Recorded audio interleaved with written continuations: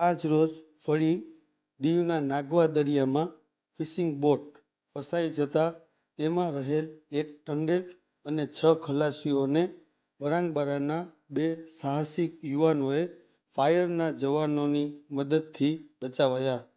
રાત્રિના 9 કલાકે રામજી નથુ સોલંકી રહેવાસી વરાંગબારાની ધનપ્રસાદ નામની બોટ DD-02 MM 548 બોટના પંખામાં વાયર આવી જતા એન્જિન બંધ પડી ગયેલ. આ બોટને બીજી બોટની મદદથી બચાવવાનો પ્રયાસ કર્યો, પરંતુ કિનારાથી 40 જેટલા ફૂટ દૂર આ ધનપ્રસાદ નામની બોટ ફસડાઈ પડી. પ્રશાસનને જાણ થતાં ફાયર બ્રિગેડ, દીવ પોલીસ અને ફિશરીઝ અધિકારી સ્થળ ઉપર પહોંચ્યા.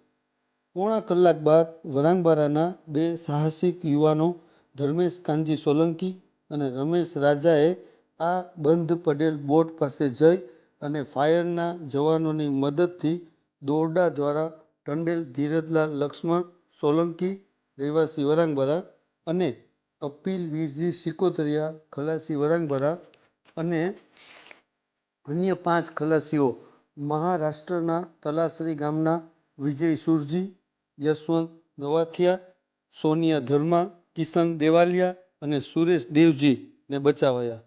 એક ટંડેલ અને 6 ખલાસીઓ સહી સલામત કિનારે પહોંચતા રાહતનો શ્વાસ લીધો અને બંને સાહસિક યુવાનોનો પણ આભાર માન્યો. અંતરે ઉલ્લેખનીય છે કે 2 દિવસ પહેલા સોમવારે પણ એક બોટ વરાંગબારા દરિયે ફસાયેલ, જેને કોસ્ટગાર્ડના હેલિકોપ્ટર દ્વારા રેસ્ક્યુ કરી 7 લોકોને બચાવ્યા. એવું આજે 2 સાહસિક યુવાનો દ્વારા ટંડેલ અને 6 ખલાસીઓને બચાવ્યા. આ ઘટના સમયે નાગવા બીચ ઉપર ઘણી જનમેદની એકત્ર થયેલ. તેઓએ આ બંને સાહસિક યુવાનોએ જાનના જોખમે રેસ્ક્યુ કરી બચાવતા પ્રશંસાને પાત્ર બન્યા.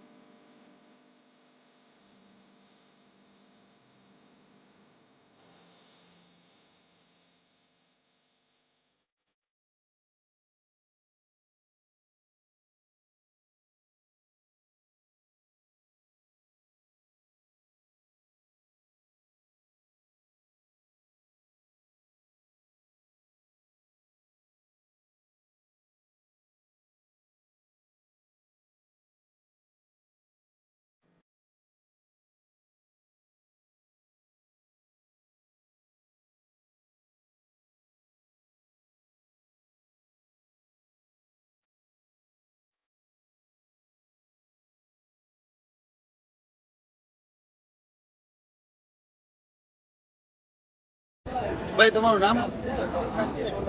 તમારું? હા, તમને ક્યારે ખબર પડી આ બોટનું? ને પછી તમને શું થયું કે જાણે કે આ પ્રશાસન આવશે એ પહેલા અમે કઈક જોખમ લઈને બચાવીએ એવું તમને લાગ્યું? ને આ ખલાસી કે ટંડેલ કે બોટના માલિક સાથે તમારો કોઈ સંબંધ કરી? સંબંધ છે? બરાબર. તમને દરિયામાં અંદર જતા ડર લાગી રાતના સમયે?